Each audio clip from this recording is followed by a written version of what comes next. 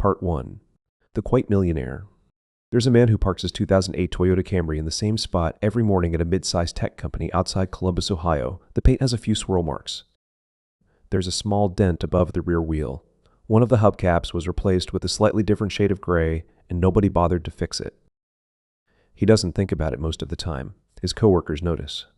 Not enough to say anything out loud, but enough to form a quiet picture. Probably stretched thin, and it's just a small thing. Probably one bad month away from a real problem, maybe not a big deal. What they really don't know, he has $350,000 in index funds. His house in Westerville is paid off. His daughter's school plan is fully funded through her sophomore year. He maxes out his Roth IRA every January, first week, every year, without fail. He is very careful about financial matters. He drives the Camry on purpose. This video isn't something about being cheap. It's not about deprivation. It's about understanding something that most people spend their entire lives missing. Everything seems to be running out so quickly. Why the people who actually build wealth look nothing like the people who appear wealthy. And why that gap is growing wider every single year. Part 2. The Illusion. The parking lot. Let's start with cars, because cars are where this illusion lives most visibly. It's like a status changer thing. An Experian automotive study found that 61% of people earning over $250,000 drive Hondas, Toyotas, or Fords. Not BMWs, not Mercedes, not Teslas, regular vehicles you see in any Walmart or Kroger parking lot in America. Meanwhile, 8% of people earning under $100,000 own luxury vehicles. They're financing $65,000 cars on $55,000 salaries. According to research from the Millionaire next door, the median price millionaires pay for a car is $31,367. That number has held remarkably consistent across decades of research. One group looks wealthy. The other group actually is wealthy. These are rarely the same people. Dave Ramsey's research on millionaire behavior confirms it. The top car brands driven by millionaires in America: Toyota at number 1, Honda at number 2, Ford at number 3. BMW doesn't appear until number 6. Mercedes doesn't crack the list at all. Jeff Bezos drove a Honda Accord for years after Amazon went public. Mark Zuckerberg was photographed in an Acura TSX. Larry Page, co-founder of Google, drove a Toyota Prius. Warren Buffett still lives in the same house in Omaha he bought in 1958 for $31,500. Do you think millionaires know something different about buying luxury cars? These aren't people who can't afford better. These are people who decided that looking wealthy isn't worth the cost of actually being wealthy. In this case, the report provides evidence that the wealthy exhibit a common behavior pattern, demonstrating why they do not place such importance on unnecessary things and only spend according to their needs. Part 3. The Real Price of Status. Let S make the math visceral. The difference between a $32,000 car and a $72,000 car, invested instead over 25 years at a 7% average annual return, is roughly $280,000.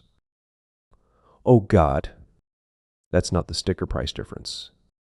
That's what the status purchase actually cost you when you account for what that money could have become. Thomas Stanley and William Dayco called these million-dollar choices.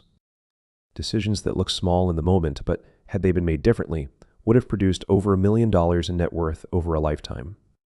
They used cigarettes as an example. One couple in their research smoked 3 packs a day for 46 years.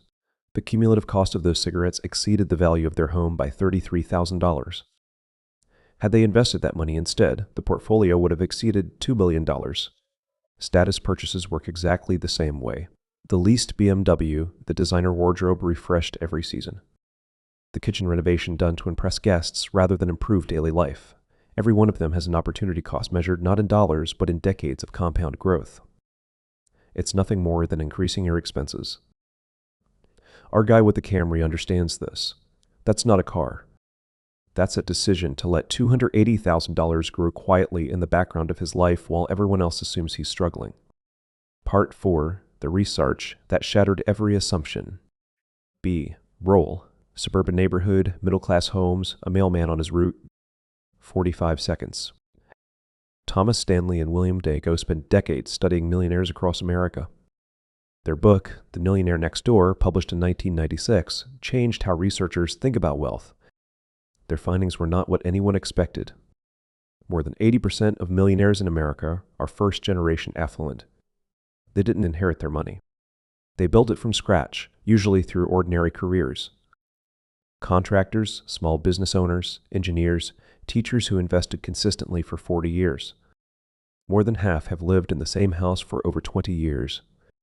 They are more likely to drive a Ford F-150 than a Bentley. Perhaps most surprising, millionaires were disproportionately clustered in middle-class and blue-collar neighborhoods, not in affluent communities. The researchers expected the opposite. The explanation turned out to be simple. High-income white-collar professionals in wealthy zip codes spend their income maintaining the appearance of success. They're playing a visibility game. Actual wealth builders play a different game entirely, one where every dollar not spent on appearance is a dollar that compounds for 30 years. The millionaire next door isn't a phrase. It's a literal description of where these people live, and that's exactly how it is. Part 5. The security risk nobody talks about.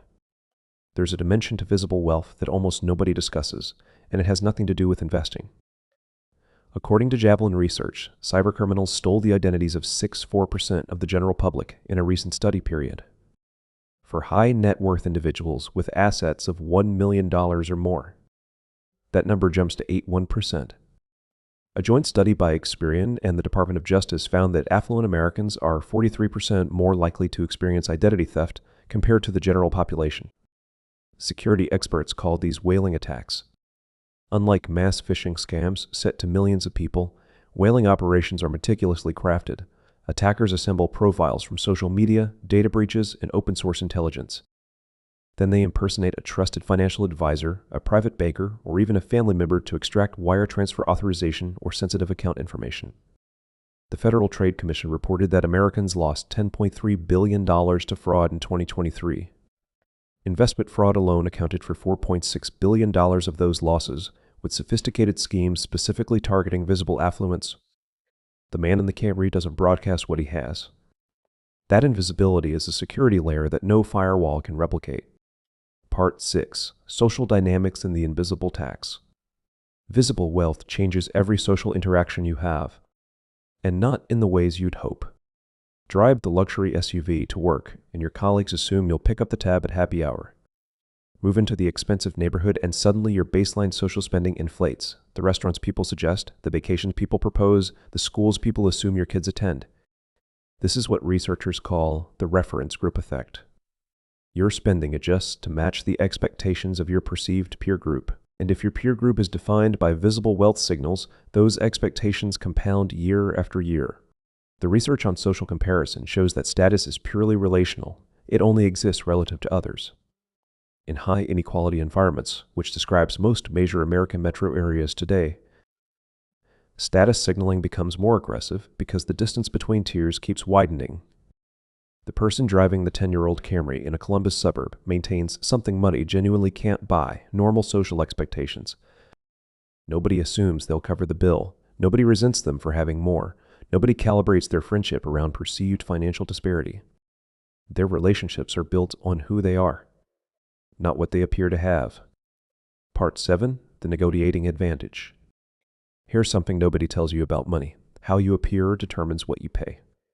Walk into a car dealership in a 3-year-old BMW and the sales floor shifts.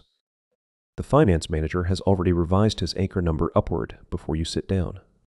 Walk in with worn shoes and a 10-year-old Camry key fob, and you're getting a different conversation. A contractor pulling into a driveway in a wealthy suburb does mental math before he knocks on the door. His estimate reflects the neighborhood before it reflects the job.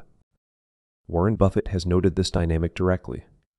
His modest appearance in Omaha, the same house, the same understated manner, meant that counterparties in negotiations routinely underestimated his position. That underestimation was a consistent source of advantage. Over a lifetime of transactions, cars, homes, contractors, service providers, salary negotiations, the person who looks ordinary pays the standard rate. The person who signals wealth pays a premium on almost everything. Economists don't have a clean name for this, but it's real and it accumulates. Part 8. 2 verses. UAWW, that explains everything. Stanley and Danko build a framework that cuts through all the noise. Prodigious accumulator of wealth. UAW under accumulator of wealth. The categories have nothing to do with income, everything to do with behavior. A 48-year-old plumber in Cincinnati earning $70,000 a year can be more at the paw than a 48-year-old orthopedic surgeon in Chicago earning $800,000 a year. The spending habits determine the category, not the salary. The formula: multiply your age by your pre-tax annual household income, then divide by 10. If you're 40 years old earning $120,000, your expected net worth is $480,000. Significantly below that threshold, and you're a UAW, consuming your income rather than building wealth. UAWs are often highly educated, professionally successful, and intellectually aware of compound interest. They can explain the math perfectly in a conversation, they just don't practice it, because every purchase is filtered through what researchers call the better than instinct. Better car than the neighbor, better kitchen than the colleagues, better vacation Instagram than the siblings. Each individual decision looks reasonable. The cumulative pattern is financial self-sabotage. A 2025 Empower study found that 62% of everyday millionaires in America still budget, actively shop for deals, and deliberately avoid extravagant lifestyles even after crossing the $1 million mark. The habits that built the wealth are the same habits that protect it. The psychological dimension to this that gets almost no attention. Research on hedonic adaptation shows that status purchases deliver rapidly diminishing returns. The new car provides a genuine emotional spike for about 3 weeks. Then it becomes normal. The watch impresses for a few months. Then it disappears into the background of daily life. The treadmill never stops. Each year requires new purchases to signal that you're still successful, still relevant, still worth taking seriously. Invisible wealth works differently. The ability to say no to a bad job offer without panic. The ability to handle a $12,000 medical bill without a payment plan. The ability to help a child through a crisis without calculating whether you can afford to. Our guy in the Camry knows something his colleagues don't. He could absorb almost any financial shock and keep moving. That knowledge changes how you carry yourself. It changes what you're willing to tolerate. It changes every decision you make. That's not something you can buy with a luxury car lease. That's something you build by not buying one. Part 10, closing. Let's return to that parking lot in Columbus. The man with the Camry walks to his desk every morning carrying something none of his coworkers can see. Wage $350,000 in index funds. A paid-off house. A daughter whose college path is clear. A Roth IRA that's been growing since his late 20s. A financial position that means his job is a choice, not a requirement. The colleagues who glance at his car and feel quietly superior, some of them are financing vehicles that cost more than his entire emergency fund. Some of them are one layoff away from real trouble while sitting in leather seats. He doesn't need them to know what he has. He doesn't need the car to carry the message. He's already won the game that most people don't realize they're playing. The quiet luxury trend, the stealth wealth movement, the growing cultural shift toward understatement, these are just aesthetic preferences. They're a delayed recognition of something the millionaire next door has always known. Wealth isn't about what you show. It's about what you keep. The Camry is already paid off, by the way, has been for 6 years. Wealth isn't what you show. It's what you keep.